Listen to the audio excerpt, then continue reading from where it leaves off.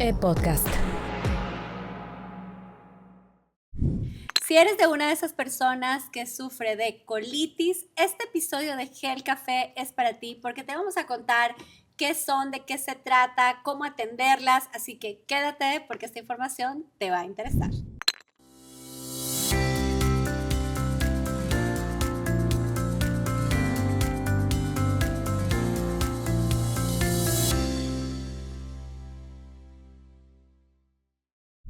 Hola a todos y bienvenidos a un nuevo episodio de Gel Café. Y hoy tengo experto de lujo que ahora hace parte del staff de expertos de Gel Café. Así que bienvenido, Gracias. queridísimo Pepe Valdés. Gracias por invitarme y sobre todo con este tema que creo que es de interés. ¿Sabes qué es la causa número 1 de consulta en gastroenterología?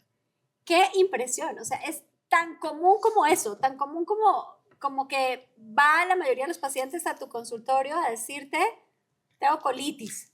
Y vamos a ampliar del tema para saber qué quiere decir esto. Y se hace bien importante que lo toques porque estoy seguro que más del 90% de las personas que te escuchan van a decir, yo tengo esto, yo tengo esto, yo tengo esto. A ver, ahora, esto, que es el trastorno funcional digestivo, ¿qué es? ¿Cuáles son los tipos más comunes? ¿De qué se trata, Pepe? Ahí te va. Trastornos funcionales digestivos hay varios, hay muchísimos. Y lo voy a poner entre comillas porque espero que al final del día terminemos con el nombre la colitis nerviosa, que así se denominaba. Ahorita cambiamos de terminología. Es probablemente el más común de todos ellos. ¿Qué quiere decir trastorno funcional? Que existe una alteración, pero no hay una alteración arquitectónica ni bioquímica. ¿Qué quiere decir? Que no es como, por ejemplo, una diabetes en donde tienes mucha glucosa que no se está metabolizando adecuadamente y no es un cáncer que te está destruyendo arquitectónicamente las células. Ajá. Que además, déjame decirte, es súper frustrante, al menos en el caso de las mujeres, que vamos con el doctor y el doctor dice, pero es que no tienes nada, ¿no? Y tú estás inflamada y en el ultrasonido ustedes ven un montón de gas, pero hacen estudios y no es tan fácil llegar a encontrar la causa de ese trastorno funcional. Qué bueno que tocas este punto porque no es como, por ejemplo, si yo tuviera un tumor en el cerebro, me hacen una resonancia magnética, ahí está. No es como tengo una úlcera en el estómago, me hacen una endoscopia y ahí está. El trastorno funcional digestivo se hace por descarte de otras enfermedades porque, como acabas de mencionar perfectamente bien, no hay algo que diga tienes esto. Claro que por epidemiología, ¿qué quiere decir esto? Por frecuencia, sabemos qué es lo más común y cuáles son los síntomas más comunes. Vamos, como tú dijiste, a hablar sobre todo de vuelvo a decir entre comillas, la colitis, que se llama síndrome de intestino irritable, y es el más común de los trastornos funcionales digestivos. A eso quería ir, ok. A muchas mujeres, no sé por qué más mujeres, si solamente porque atendemos más nuestros problemas de salud que los hombres, o si sí hay una razón para que seamos más las mujeres, pero a muchas nos dicen, tienes síndrome de colon irritable. ¿Qué es eso, Pepe? Ahí te va. No es solo a mujeres, aunque sí, la prevalencia es mucho más alta en mujeres que en hombres, pero las mujeres ponen mucho más atención a su salud, las mujeres se cuidan más, no se acostumbran a tanta cosa, pero también existe en hombres este síndrome de intestino irritable. ¿Qué es? El síntoma predominante es dolor. Tengo dolores difusos, no es como el dolor de una apendicitis que te duele acá abajo intensísimo, son dolores difusos en el abdomen que se pueden acompañar con cambios en el hábito intestinal. ¿Qué quiere decir esto?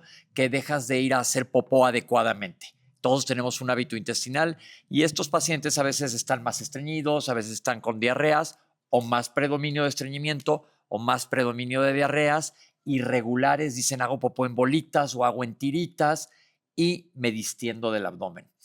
Mucha gente te dice me inflamo, pero no es que sea inflamación per se, es distensión como un globo que llenas de aire. Eso te iba a preguntar.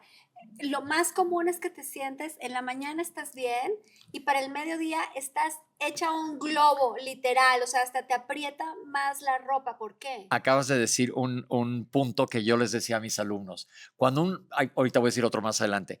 Cuando un paciente te diga, amanezco perfectamente plano y a lo largo del día me voy inflando, esto no es patognomónico, pero normalmente se asocia a temas funcionales. Ajá. Se va conforme el intestino se pone irritable, digamos, en un intestino berrinchudo, se va diciendo, pues de aquí me aprieto tantito, entonces, ¿qué pasa con una manguera que aprietas? Por otro lado, se llena mucho de aire y existen estas incomodidades, ruidos, etcétera. Ok, oye, pero además di por hecho, y perdónenme por favor los que me están escuchando, porque mi tarea en Gel Café, por un lado, es realmente invitar expertos, gente que sabe de lo que está hablando, y definitivamente tú eres un extraordinario caso, pero además explicar un poquito lo que resulta más común para quienes trabajamos en la salud. Entonces, cuando estamos hablando del colon, ¿de qué estamos hablando? ¿Dónde está? ¿Qué es eso? Nada más Ahí les va. paréntesis para ser claros. Y qué bueno que lo mencionas. Anatomía. Les voy a decir rápidamente, los voy a llevar por el tubo digestivo, dando cuenta que ustedes son una galleta, un bocado de galleta.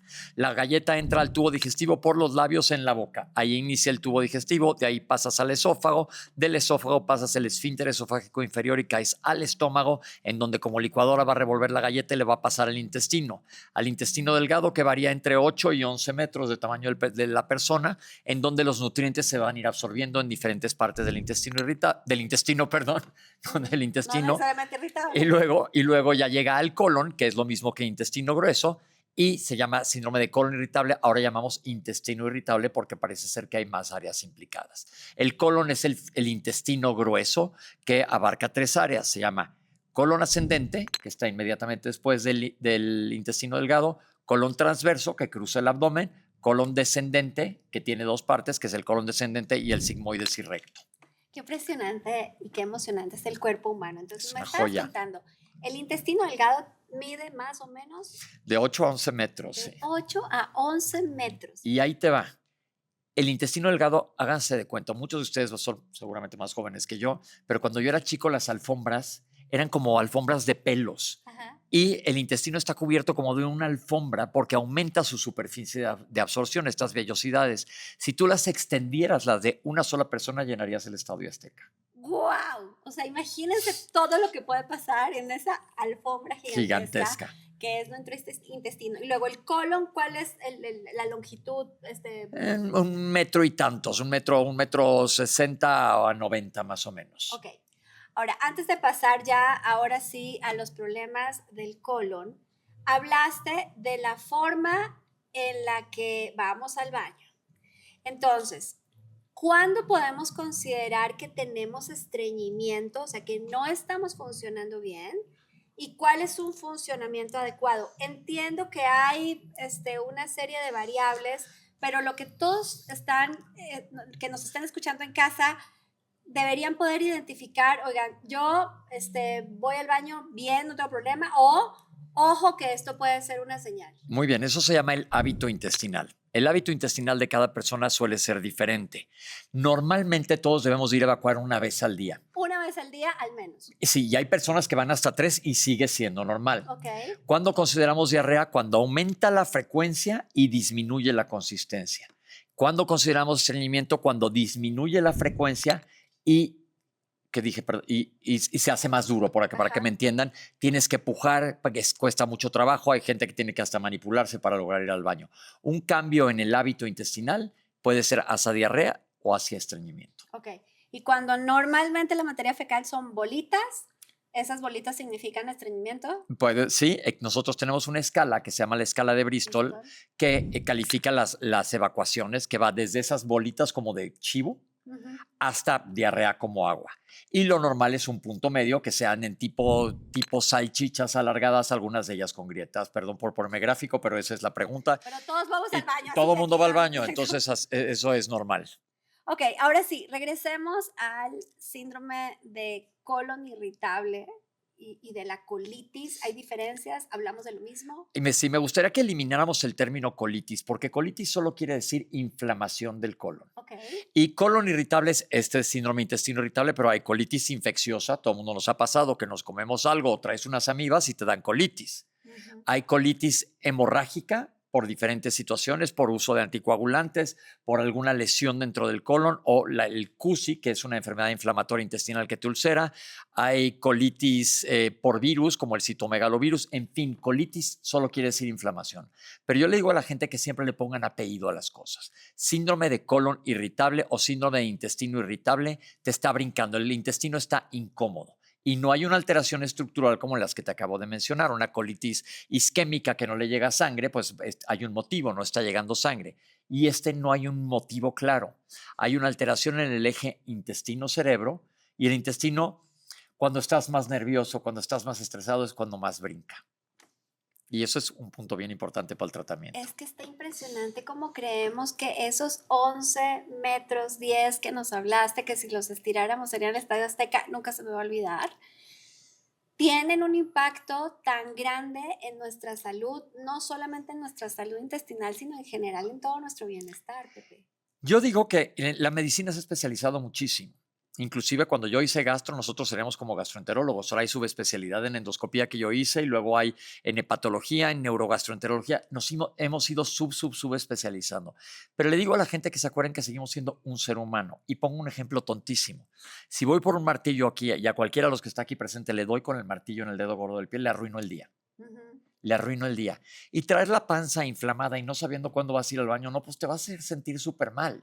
Y esto se refuerza con pensamientos negativos, que ahorita vamos a hablar de personalidades, quién lo presenta más frecuentemente. Wow, además tiene que ver con la personalidad. A ver, cuéntame. Te voy a decir, las personalidades que son más tipo A, gente que está siempre a tiempo, muy ordenada, tendiendo a ser un obsesivo en las calificaciones, siempre estar arriba de 9 o 10, perfecto, en orden, que eso es ideal para muchísimas cosas, pero tiene que haber un yin y un yang.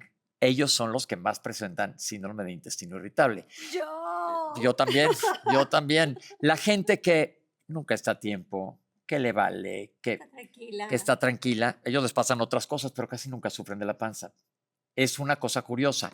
Entonces, ahí entra una área de oportunidad de la cual cuando yo crecía no se hablaba, la emocionalidad y la salud mental en relación al síndrome de intestino irritable. O sea, ¿ustedes esperarían que habláramos de síndrome de intestino irritable y tú nos contaras qué tomar, qué no tomar, qué comer, qué no comer, pero no de cómo manejar nuestras emociones para cuidar de nuestro colon? Es importantísimo.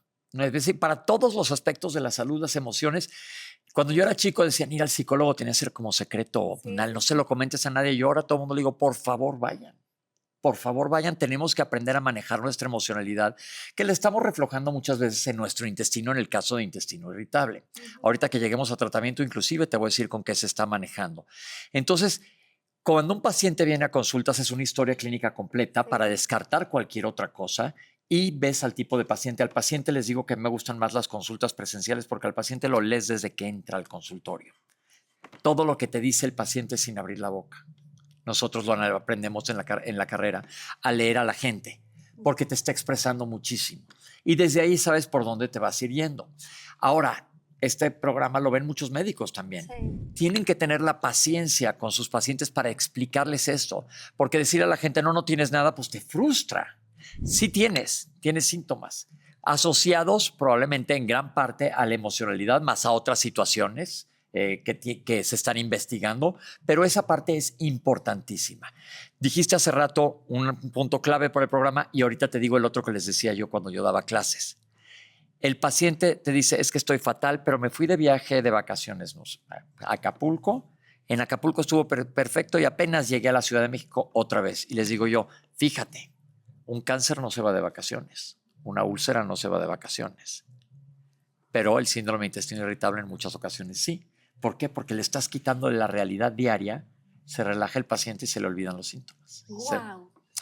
Pepe, pero amo lo que acabas de decir, porque tú no sabes la cantidad de mujeres particularmente, y de verdad no lo digo porque sea feminista, que sí lo soy, pero la cantidad de mujeres que van al doctor porque tienen ciertos síntomas que además son medio raros. Es que tengo palpitaciones, pero tengo mucha inflamación, pero estoy teniendo estreñimiento, y llegan a la respuesta del doctor de no tienes nada. Es que no tienes nada. Entonces, como no tienes nada, pareciera que te estás haciendo o que te estás quejando de gratis. Y entonces amo lo que acabas de decir. Sí tiene síntomas y hay que llegar a la raíz de esos síntomas. Ahora, qué bueno que lo dices, porque, por ejemplo, lo he dicho muchas veces en muchos foros, si me rompo una pierna voy con el ortopedista y me va a dar un antiinflamatorio, lo tomo. Es parte del sistema musculoesquelético. Si me da un infarto, voy a tomar lo que me diga el cardiólogo, parte del sistema cardiovascular. Las emociones forman parte de un sistema. Lo siento, y hay que darles su papel y su reconocimiento, y aquí son importantísimas. Ahorita que te platiquemos de tratamiento, acabo de ir al Congreso Americano de Gastroenterología, vas a ver hasta dónde ha llegado la mercadotecnia en esto de las emociones. Pero lo primero es reconocerlas. Y normalmente este síndrome se presenta, sí, más en mujeres con personalidades como las que acabo de mencionar, hombres como yo tenemos también, más en gente joven, aunque se puede presentar a cualquier edad. Es rarísimo que un niño tenga, aunque ahora, con los cambios de salud mental en edades más tempranas, se está viendo más síndrome de intestino irritable. Ahora, ¿cómo llegas, Pepe, en tu consultorio a la conclusión de este paciente o esta paciente tiene un síndrome de colon irritable? Muchas veces porque son como de libro. Como de libro. Vienen con las características que te acabo de mencionar, los revisas, les duele, pero no es un dolor como el de un apéndice, una vesícula, el dolor es migrante, las exploras si tienen mucha distensión abdominal, y te fijas y platicas con el paciente y te das cuenta por dónde va la cosa. Ahora, en el tubo digestivo, y esto es bien importante que lo digamos, no hay tantos síntomas. Una náusea puede ser que estoy nervioso o que tengo un cáncer gástrico. Una distensión abdominal puede ser que tenga síndrome de intestino irritable o tenga un cáncer de colon. Claro que no quiero exacerbar ni asustar a la gente. Sí. La gran mayoría de las veces es lo más benigno. Sí. Pero si el paciente persiste con sintomatología, a lo mejor amerita hacer otro tipo de estudios. Y sobre todo si tienes más de 45 años, una colonoscopia. Ahí va. ¿Cuándo sí la colonoscopia? ¿Con qué frecuencia y en qué consiste? La colonoscopia la hacemos a partir de los 45 años en toda la población general. Lo que pasa es que es un estudio caro y un estudio incómodo. ¿Por qué? Porque para el tamizaje de cáncer de colon, que ya platicaremos otro día. ¿En qué consiste? En que se te limpia el intestino un día previo, tú llegas con el médico, te van a sedar para que no te des cuenta, porque van a meter 1 metro y tantos a través de tu recto de una cámara para revisar todos los segmentos del colon. En colon irritable no hay ninguna alteración. Per se, a veces te cuesta mucho trabajo, está más tenso el colon, pero no hay un tumor, no hay un pólipo, no hay un divertículo, etc. Entonces, hay otro tipo de estudios, o pues, gente más joven que no le quiere hacer una colonoscopia, a lo mejor le haces un colon por enema, que es de rayos X, pero muchos no ameritan estudios, a menos que haya una persistencia de síntomas o haya síntomas de foco rojo. ¿Cuáles son? Sangrado. La colitis nerviosa o síndrome de intestino irritable no te hace sangrar. Pérdida de peso inexplicable.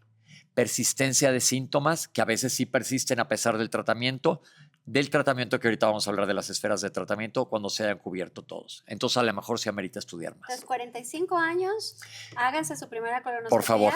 Sí, miren, la verdad, el otro día hablábamos justamente de cáncer de mama y de la mastografía y que es el pellizco y qué tal y que es incómodo, sí es incómodo, pero la paz mental de saber que un especialista ya revisó tu colon con una cámara, que normalmente además se utiliza anestesia. Sí, no te das cuenta. No te das cuenta y ya, saber sí, se acabó, sí, que estás bien por los próximos 10 años. Cualquier tema. Ahora, ya llegaste al diagnóstico de este síndrome de colon irritable, que tiene apellido, así que ya aprendimos, el doctor Pepe nos dijo, no vuelvan a decir colitis sola, porque hay que ponerle el apellido para saber cómo tratar. Y supongo que de acuerdo a los apellidos serán los tratamientos, pero exacto, de manera más o menos general, Pepe, ¿cómo se atiende el síndrome de colon irritable? Existe una biblioteca enorme en la farmacopea, en la cantidad de fármacos que tenemos para manejar este síndrome, pero pongan mucha atención a lo que les voy a decir.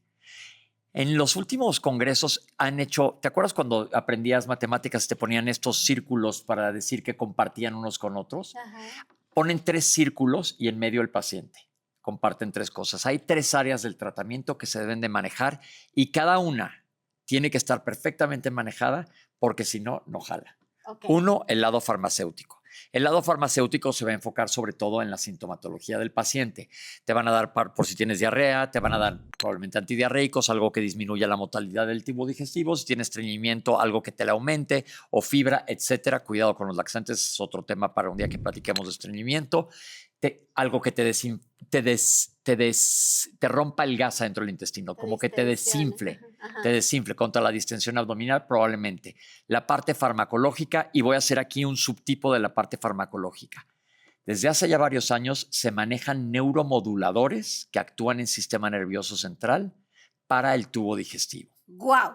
Es decir, te van a dar un medicamento que normalmente es para sistema nervioso, pero a dosis bajas para literalmente como un radio bajarle, como dicen los chavos, 2 rayas a la irritabilidad de tu intestino. Pero tiene todo el sentido. O sea, Todo. si me estabas diciendo que allí hay terminaciones nerviosas, que tiene esta cantidad de superficie, que tiene que ver con nuestras emociones, claro que hace sentido que Claro. existan estos medicamentos para atender también las emociones. Exacto, es importantísima la parte farmacéutica, que digamos que es el 33.3%, como le digo yo a los pacientes.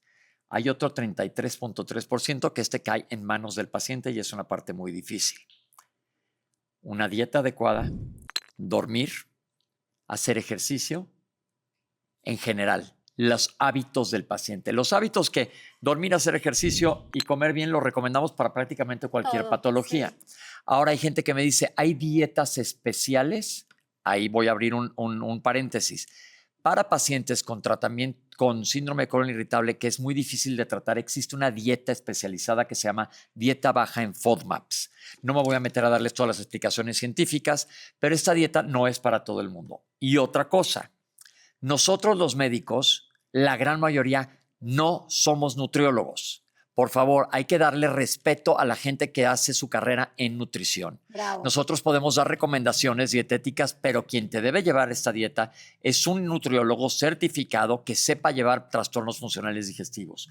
Porque todo el mundo dice, el doctor dice que no coma tal, yo te puedo recomendar, pero el que sabe, y aquí es donde entra el equipo multidisciplinario, el doctor va a trabajar con el nutriólogo.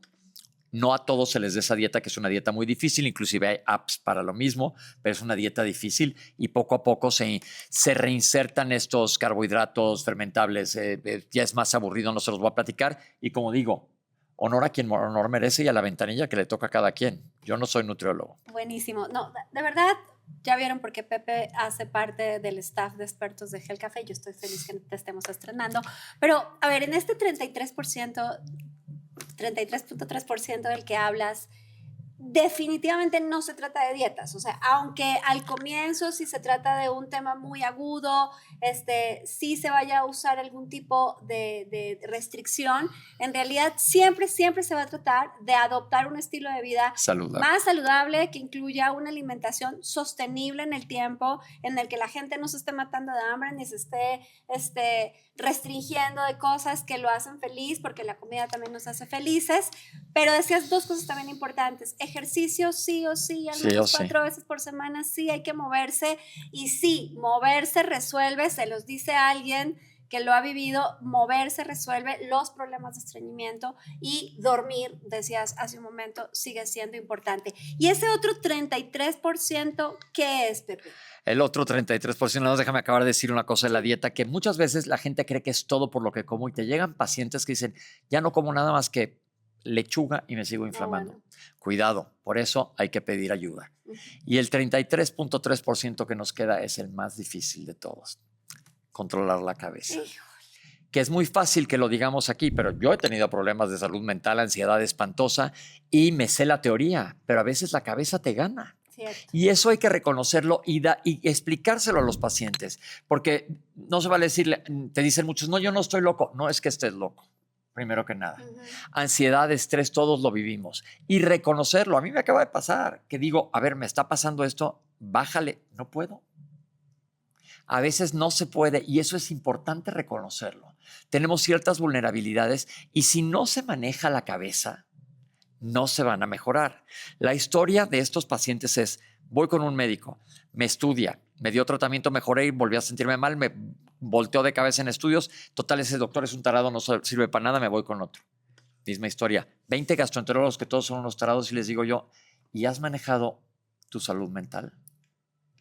Pero aquí se requiere que el médico lo explique como lo estamos haciendo ahorita, y que el paciente tenga la apertura de aceptarlo. De aceptarlo. A las emociones, la salud mental es importantísima para esto. Te decía de la mercadotecnia, ahora en el Congreso están vendiendo ya apps que dicen para meditación intestinal. La mercadotecnia se va un poco de cabeza, pero bueno, si les funciona así, es un placebo, tú medita y te va a ayudar a relajar tu estómago. Hazlo, claro, cuesta una fortuna, pero terapia, y la terapia cognitivo-conductual es la que se ha demostrado en estudios basados en evidencia publicados que es la que más funciona. Y no es lo mismo un paciente que otro, desde el punto de vista emocional. Entonces, el equipo tiene que ser multidisciplinario. El gastroenterólogo no somos ningunos reyes absolutos de la verdad. Se tiene que compartir con el nutriólogo y el experto en salud mental. Y esto es lo que tenemos que llevarnos hoy a casa para saber de esto que es tan común. Tan común. Terriblemente común. Ahora, Pepe, ¿el síndrome de colon irritable se puede evitar? ¿No? ¿Sí? ¿Y cuáles son tus recomendaciones? Mis recomendaciones son, y van a estar bien difíciles, que duermas perfecto, que duermas como un bebé. Y si me dices cómo, te voy a agradecer. 2, comer sano, que yo sí trato de hacerlo de menos el 80%. Si yo el fin de semana pasado fui a una cantina y me comí unas crepas con cajeta deliciosas, se vale perfectamente bien. Una vez a la semana comerme un postre rico, no pasa absolutamente nada. Tratar tu salud mental. ¿Esto podría ayudarte a evitarlo? Sí. Ahora, como esa es una estadística muy difícil de validar, no sabemos números exactos. ¿Lo logré evitar o no? Un cáncer lo puedes medir. ¿Quién fue evitable? Y aquí es más difícil porque es muy vago, pero que es tratable. Y que lo reconozcas porque vas a ver que tienes exacerbaciones y remisiones. Pasas por una etapa difícil en tu vida, una etapa que te llueve horrible, me brinca la panza. Y dices, pues sí, estoy pasando por esto, pero ya lo procesaste y lo realizas. Y le quitas la tensión de ponerle el dedo encima todo el tiempo. Y una vez que empiezas a decir, lo suelto tantito, como que el colon le baja 2 rayitas. Y además, ¿sabes una cosa? Cuando físicamente, aunque traigamos temas, porque todos tenemos temas en nuestra cabeza que tenemos que procesar, pero cuando nuestro cuerpo está bien, cuando nuestra función es normal, es mucho más fácil procesar los temas emocionales. Y al revés, cuando encima traemos un temón emocional, pero además nuestro cuerpo no está funcionando bien, pues eso se vuelve una bola de nieve difícil de manejar. Y nunca subestimemos el estrés subclínico. No tiene que ser, no sé, que tuve un accidente o que una tragedia horripilante, que me divorcié, lo que sea.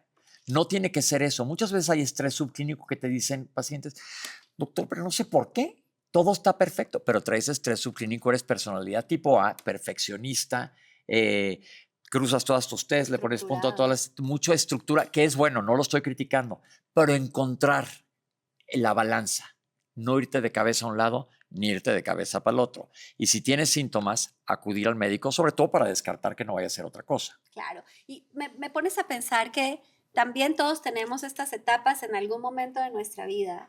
En las que en efecto tenemos que enfrentar una situación emocional difícil, ¿no? Estamos pasando por una pérdida de empleo, o estamos pasando por un problema con uno de nuestros hijos, o estamos pasando por un duelo, y entonces definitivamente el cuerpo va a resentir esa situación por la que tenemos que pasar, y entonces se me ocurre que también al revés, Pepe, no solamente habría que atenderse desde el punto de vista de las emociones y de la salud mental, sino estar aún más presente en la función de tu cuerpo, porque también se va a trastocar.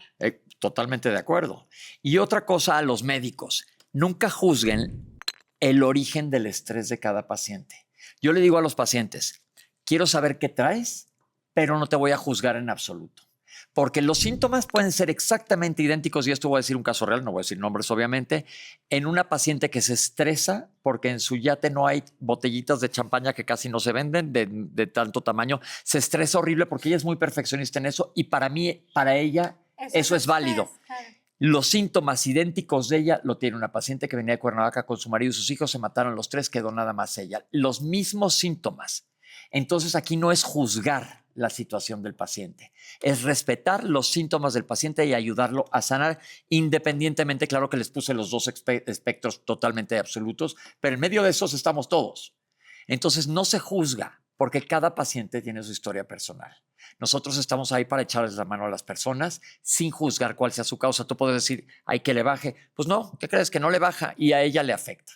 Me encanta que hables no solamente para la audiencia, sino también para los médicos, porque también en tus colegas en el consultorio hay mucho conocimiento, pero también a veces mucha arrogancia en abordar a los pacientes desde sus propios criterios. Y no solo eso, yo entiendo que como está la situación del mundo en general en salud, te dan 10 minutos para ver un paciente. Sí. Y en 10 minutos tienes que sacar todo esto que acabamos de platicar y ser empático. Aquí hay, como dicen ahora, tú eres mucho más educada que yo, áreas de oportunidad. Áreas de oportunidad, pero es muy importante. Es muy, muy importante y por eso tenemos una cosa maravillosa en Latinoamérica que es la relación médico-paciente. Ajá.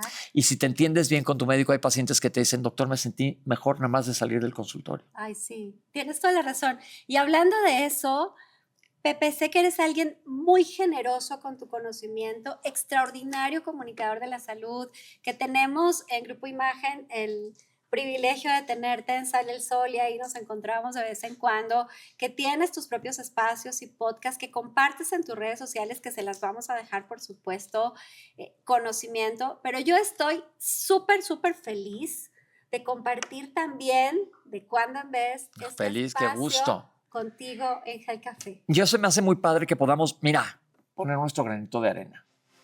Y aquí te escucha muchísima gente y tú no sabes lo que acabamos de decir, hasta dónde vaya a ir a dar. Eso es por lo que me he mantenido en medios, por lo que escribe la gente, que dices, wow, alguien me escuchó. Una vez no La Paz, en Santa Cruz, Bolivia, me escribieron que por suerte alguien se fue a hacer una colonoscopia, le encontraron un pólipo que estaba a punto de malignizarse y se lo quitaron por oír un pedazo de programa, entonces se me hace padrísimo. Sumemos. Y sabes que una característica bien linda tuya, que es muy relevante para Health Café, es que claro que hay algunos profesionales de la salud dedicados a analizar políticas públicas, a escribir, a comunicar, pero para Health Café es muy importante que los especialistas que se sientan en esta mesa tengan práctica clínica, vean pacientes todos los días y tú lo haces en tu consultorio y entonces esa experiencia de tocar, de saber, de sentir, de vivir todos los días y de, como acabas de decir tú, entender que cada paciente es distinto y que no son estandarizados los tratamientos, es lo que hace valioso lo que vas a venir a compartir. Feliz, con muchísimo gusto y muchísimas gracias. Pues muchas gracias a todos ustedes por acompañarnos una vez más en este episodio de Health Café. Hoy hablamos del síndrome de colon irritable y hay otra que se nos va a quedar y es que luego vamos a hablar con Pepe de gastritis, que son cosas distintas, pero que también son bien comunes. Así que no se les olvide que tenemos una cita cada semana para hablar de los temas de salud sin filtros aquí en Health Café. Esta es una producción de Excelsior Podcast. Derechos reservados. México 2025.